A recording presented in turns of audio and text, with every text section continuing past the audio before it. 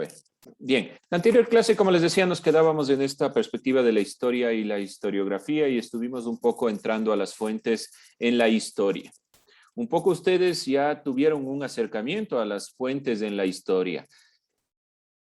Como ustedes pueden observar, muchas de las biografías, en las redes o en los textos que podemos nosotros encontrar, por lo general los hacen personas, terceros, hablando sobre las perspectivas de lo que se ha dicho, de lo que se ha planteado, sobre estos personajes ilustres como Federico González Suárez.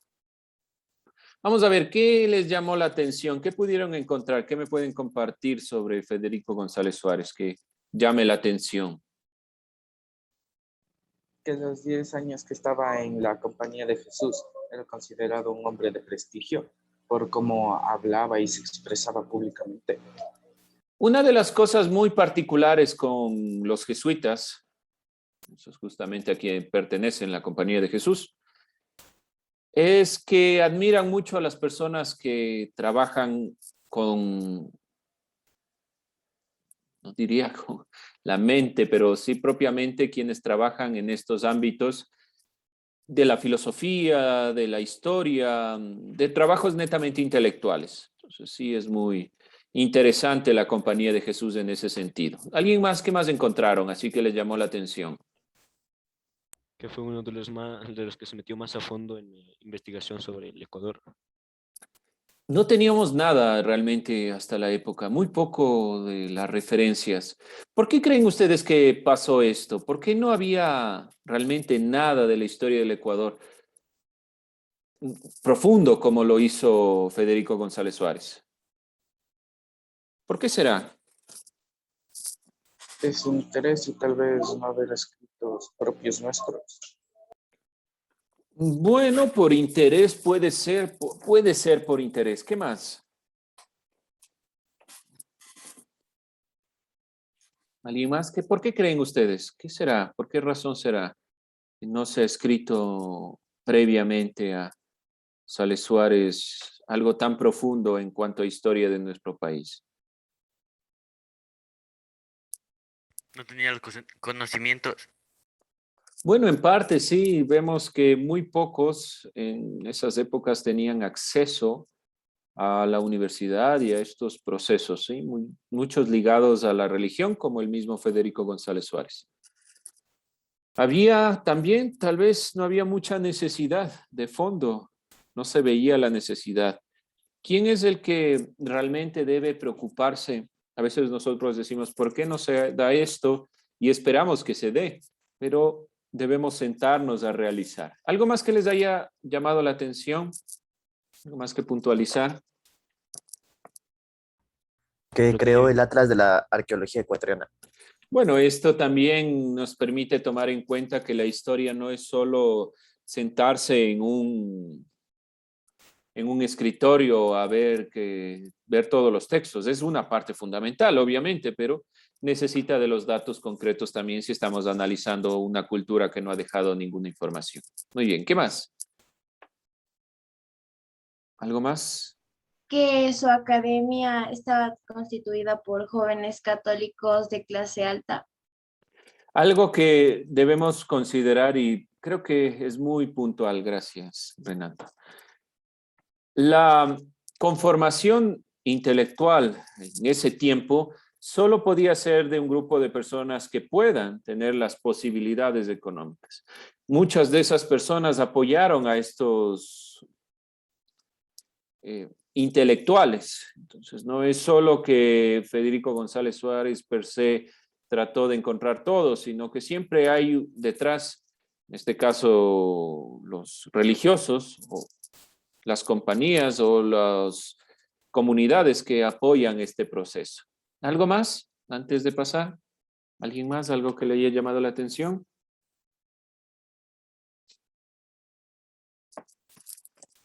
Si por ahí se les van ocurriendo, me cuentan, no hay problema. Vamos con las fuentes en la historia. ¿Qué significa esto de las fuentes en la historia? Es lo que ustedes han hecho. Encontrar propiamente en lo posible evitando Wikipedia, que seguramente no la evitaron, pero van a tener que hacerlo a la larga. ¿Por qué les digo esto? Ya en su proceso universitario no existirá Wikipedia. Lo que saque de Wikipedia no sirve.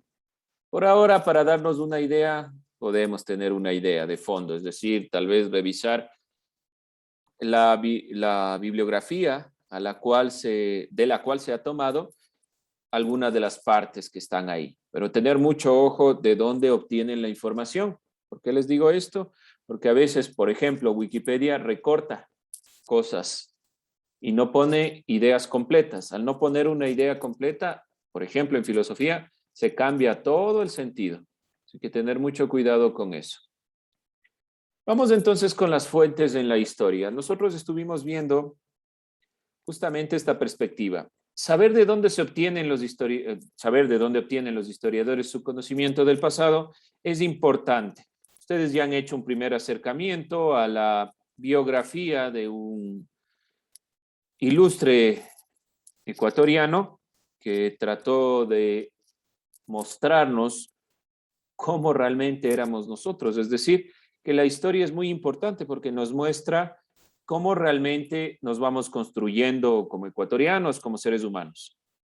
Al llevar a cabo esta tarea, el historiador debe ser consciente de su incapacidad, como decíamos, de alcanzar la totalidad del conocimiento del pasado. Bien, vamos a ir puntualizando algunas ideas. Los historiadores no tienen acceso de primera mano al pasado. No es posible. Un historiador no viaja en el tiempo, entonces no puede tener de primera fuente la información. Y no sabemos a veces de por cuántas manos ha pasado la información que nos llega. No sabemos cuántas veces se ha retocado esa parte de la historia. Por lo tanto, hay que tener un análisis bien profundo.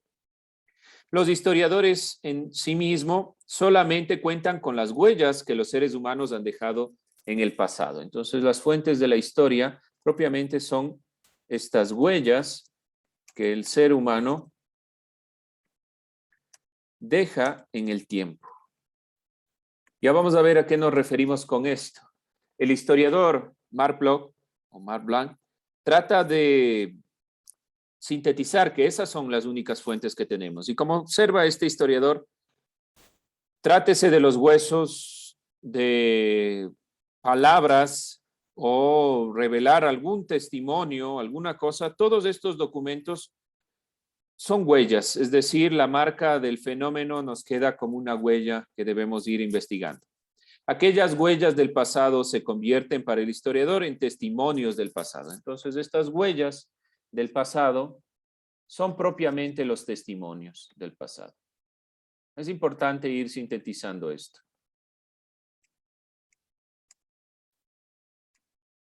Los testimonios del pasado. Estas fuentes de la historia se van clasificando en algunas que vamos a ir viendo el día de hoy. Lo que vamos a hacer es ponerle ejemplos a cada una de estas fuentes de la historia que las vamos a ir clasificando. Entonces les pido su atención para ir ejemplificando lo que ustedes se vayan preguntando. ¿Hasta ahí alguna pregunta? La necesidad del historiador, y por eso yo les preguntaba, ¿cuál será la necesidad tal vez de Federico González Suárez de generar una primera historia del Ecuador? Realmente nace de nosotros mismos. Por lo tanto, estos testimonios del pasado deben realmente irse cuestionando. Deben generar los historiadores preguntas. Siempre se están preguntando, se están cuestionando, y estas preguntas dependerán del interés investigativo del historiador, los cuales llegan a una investigación dependiendo de la postura, la idea, lo que quieren buscar. Realmente la historia, como estudio propiamente, ya depende del interés, depende de su interés. Estas no son carreras o no son estudios como en otras áreas que nosotros sabemos que vamos a encontrar la información y de fondo vamos a ser ricos, sino que propiamente está guiado con otro sentido. Así hay algunos ámbitos de estudio que no están necesariamente ligados a ámbitos propiamente económicos. Vamos entonces con la clasificación de las fuentes de la historia.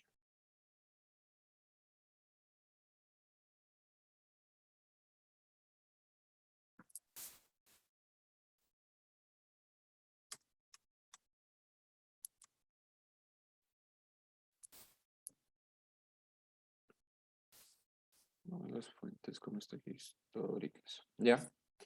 La clasificación de las fuentes históricas. Si bien no existe un criterio único para decir esta es la forma en la que se va a dividir, existen varias formas de entender las fuentes históricas. Vamos a revisar una de las clasificaciones más comunes de las fuentes de la historia. Y como les decía, lo que les pido es ejemplos concretos que ustedes puedan tener. Vamos primero con las fuentes monumentales. ¿A qué se refiere una fuente monumental? Decimos que es una fuente monumental cuando hablamos de restos arqueológicos, objetos, monumentos artísticos, obviamente. Y estos ofrecen información sobre la sociedad, sobre la mentalidad. ¿Qué ejemplo podríamos poner? Vamos a ver algún ejemplo. Un ejemplo arqueológico serían los fósiles. Ya, pero seamos, sí, está bien, un fósil, pero seamos un poquito más concretos. Un ejemplo de algo conocido. Si hablamos de un fósil, ¿qué fósil? No se olvide que estamos hablando del ser humano, no dinosaurios. Podría ser las vajillas de barro que tenía antes. Ya, ¿a qué cultura se refiere usted con eso? A eso me refiero concretamente, a que sea más concreto. Si hablaríamos del ser humano, sería los cráneos que encontraron de la evolución del ser humano. Bueno, ya podemos hablar de ejemplo el hombre neandertalensis o el hombre de Neandertal. A ver, esta palabra es...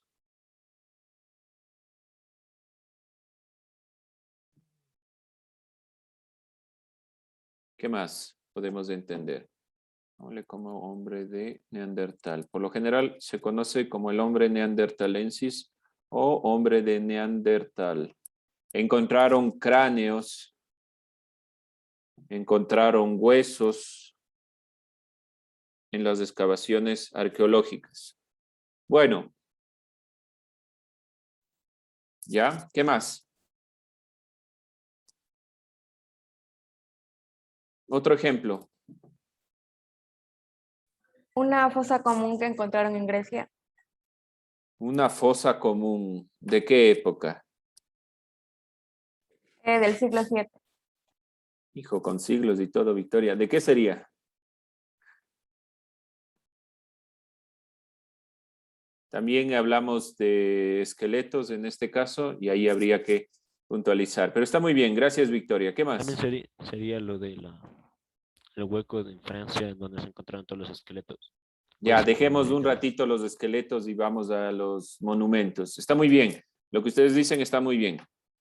Pero vamos dejando un poquito los esqueletos y vamos ahora con objetos. Lo que decía el compañero de las vasijas, pero ¿de qué cultura?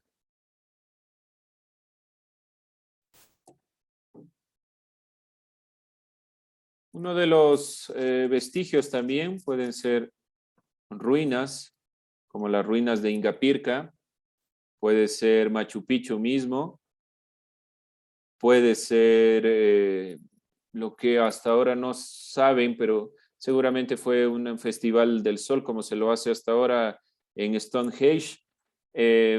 Son las pirámides, son todos estos elementos. Si hablamos de vasijas, por ejemplo, de la cultura Valdivia, las Venus de Valdivia, podemos hablar de algunos elementos. Esto creo que es lo más fácil de entender, pero de interpretar sumamente complicado, ¿sí?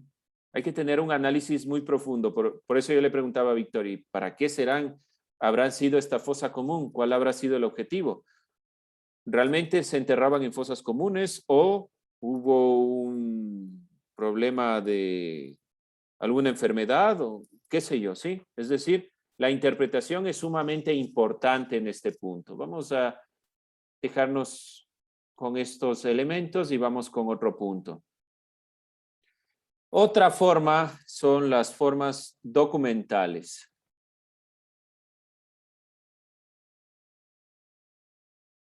Comprenden los documentos, y esto mucho ojo, documentos originales, inéditos y únicos. No estoy hablando de, por ejemplo, textos escritos sobre otras personas, sino únicos textos y elementos que pueden existir copias, aunque generalmente son limitadas. No se hizo para venderlos en masa, no se hizo para ganar rédito por esto. ¿Cuáles serán documentales? Las cédulas de los reyes españoles cuando declaraban Una cédula límite de un real. territorio. Ajá. Ajá. O cuando se creó, por ejemplo, la Universidad San Gregorio Magno en el Ecuador, las universidades que luego conformaron la Universidad Central del Ecuador, estas universidades se crearon por cédula real. Esos papeles no existen casi copias. Entonces, comprenden estos papeles inéditos. Muy bien, gracias, Matías. Una cédula real. Las bulas papales también, por ejemplo, que eran mandatos para la determinación del Papa para la Santa Inquisición, también podemos comprenderlos como esto. Documentos. ¿Alguien más otra idea? Originales. Cartas como de independencia. Cartas, pueden ser cartas. Por ejemplo, hay muchas cosas y es muy particular en la historia. Hay muchos personajes de la historia que se comunicaban entre los intelectuales de la época. Y esas cartas, algunas se tienen entre uno y otro pensador, entre un filósofo y otro filósofo. Eso también llamamos, comprenden estos documentos inéditos y únicos, que no se hicieron principalmente para su difusión en el sentido comercial ni nada por el estilo. Bien. Ahí tenemos algunas perspectivas. Muy bien, vamos avanzando rápido entre esto. Yo ya ni Uno acabo de de esos poner documentos también sería el Popol Vuh, ¿se consideraría o no? el Popol Vuh. ¿Por qué sí? ¿Por qué no? A ver, veamos. A ver, veamos. ¿Qué se le ocurre? ¿Por qué sí? Porque es un libro original de esas culturas antiguas. Pero la reconstrucción como tal del libro del Popol Vuh, que es una recopilación de narraciones, tal vez no. No sé si me explico. Tal vez los cuentos y las narraciones internas del Popol Vuh, tal vez sí, pero el texto del Popol Vuh, tal vez no, porque se le hizo con un objetivo. El objetivo era principalmente preservar la perspectiva de las culturas. Entonces, tal vez no. Habría que ahí reevaluar el Popol Vuh. Tal vez sí, tal vez no. De fondo, cuando yo hago una recolección de textos, puede ser que tenga un objetivo netamente histórico. Puede ser. Vamos a dejarlo eso en un stand-by. Veamos si calza con otras, ¿ya? Por ahí déjenle al Popol Vuh y nos vamos un poquito con esto tratando de ver si calza en otra. Esto no es exacto, esto no es ciencia por si acaso. No es que si el profesor dijo que no calza aquí y luego sí calza. No funciona así. Pero su análisis es muy correcto. Eso es lo importante, lo que están haciendo en este momento, ¿sí?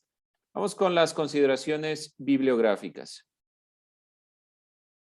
En este punto corresponden obviamente a documentos textuales que por lo general es el resultado de una investigación y se publica tanto como monografías, como series de información y demás elementos. Entonces, esto sí ya tienen un análisis. No dice biográficas, ¿no? Por si acaso, dice bibliográficas. ¿Qué significa bibliográfica? Que detrás hay una investigación. ¿Algún ejemplo? La bibliografía de Federico Eso le digo. González. Ahí dice bibliografía, no biografía. La biografía es la vida de una persona. Viene de la palabra griega bios. Bibliografía es la utilización de libros para hacer un análisis.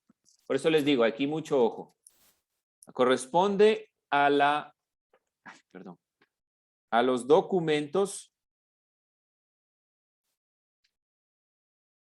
textuales que por lo general son resultado de la investigación. ¿Puede estar aquí una bibliografía? Sí, pero deberíamos llamarla en general bibliografía porque se hizo un análisis. A eso, si usted se refiere, Nicolás, a eso, podemos decir que sí. Pero lo que no quiero es que se confundan entre biografía y bibliografía. ¿Por qué digo esto? Porque si no, solo van a aparecer aquí biografías. Y una investigación puede ser de cualquier tema, que referencia obviamente a un estudio. Por lo general, estos se los transcribe en monografías. Son estudios completos. ¿Algún ejemplo tal vez?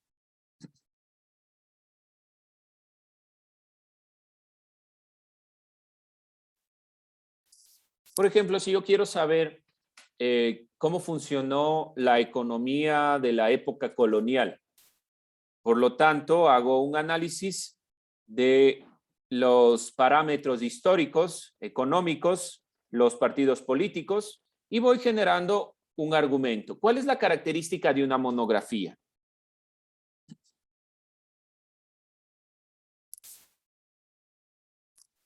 ¿Qué característica tiene una monografía?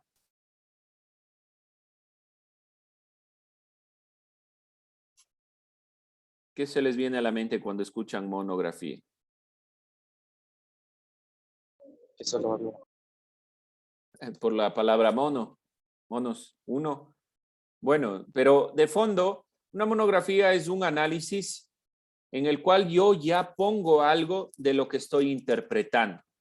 En los documentales, prácticamente yo estoy retomando una parte de la historia que no necesariamente tiene una interpretación per se, sino que yo puedo tomar un elemento documental y generar una bibliografía, una fuente bibliográfica. Bueno, de fondo tenemos algunas de estas consideraciones. Podemos también considerar en tanto estas monografías como series, como publicaciones seriadas, como que son en serie, como anuarios, memorias, series de informes, series de actas. Todo eso va constituyendo un sentido bibliográfico. Bien, ¿hasta ahí alguna inquietud, alguna duda? Son solo ejemplos nada más. Son formas de ir entendiendo cuáles son estas fuentes. Vamos con otra más. Además de estas bibliográficas, tenemos las fuentes gráficas y audiovisuales.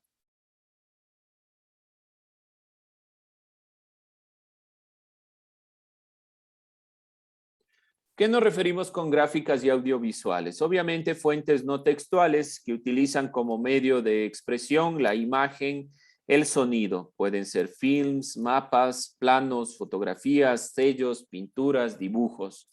De esto también encontramos bastante en la historia y como les digo, a veces la interpretación es lo más importante. Fuentes no textuales. ¿Algún ejemplo concreto? Un documental. ¿Fotos o retratos?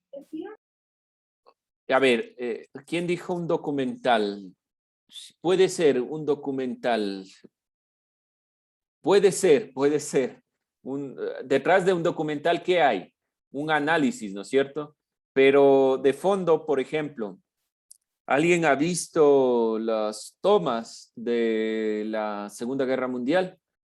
Las retrataron a color para subirlas. ¿Sí las ha visto, Nicolás? Sí. Ya, Netflix hizo algo muy interesante en sus documentales, generó todos estos trabajos y les pusieron color. Y realmente son tomas que podemos considerarlas tal vez en el sentido inédito. Bueno, obviamente se les puso color, pero me refiero a que no tenían el objetivo de ser parte de la historia. A veces son solo filmaciones de Hitler con sus perros, son filmaciones de las aeronaves, son filmaciones de los bombardeos.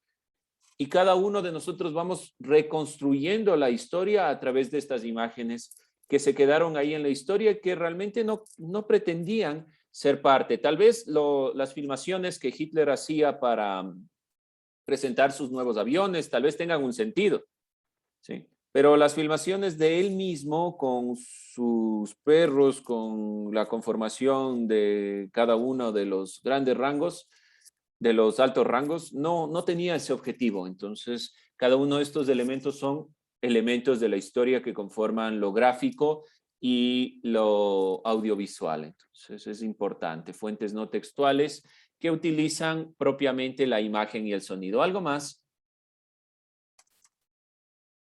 que podamos poner como ejemplo? Si ustedes, sí, dígame, Nicolás. Por ejemplo, los videos que sacaban de, o sea, ¿cómo se llama? De las televisiones que graban hechos pasados como lo que hicieron con el narcotraficante Pablo Escobar. Ya, todas estas reconstrucciones de los hechos, de las filmaciones televisivas, de noticieros, sí, también. Los films que se encuentran en la Cinemateca Nacional de la Casa de la Cultura también son parte de los hechos históricos. Si tienen, bueno, esperemos que ya salgamos de esta situación del virus y podamos revisar mucho más de la historia a través de esta interacción que es importante. Otro elemento importante es la prensa. Como ustedes se dan cuenta, ustedes pueden decir, hay elementos que calzan en una parte, hay elementos que calzan en dos partes. Todos estos elementos no es que usted va simplemente a realizar un análisis en este sentido y va a decir calza aquí, calza acá, no calza aquí, no calza acá. No, es el objetivo de entender las fuentes de la historia, es en su conjunto comprender que hay diferentes formas de hallar la información. Vamos con la prensa. Obviamente la prensa incluye los periódicos, revistas, la información en general. En la Universidad Católica, en la Pontificia Universidad Católica, hay una gran de estas conformaciones, se me fue el nombre, tiene un nombre, cuando guardamos la hemeroteca, tiene una gran hemeroteca, la Pontificia Universidad Católica, de los diarios de prensa. Porque la Universidad Católica era una de las pocas que todavía conservaba la carrera de historia. Incluye a los periódicos,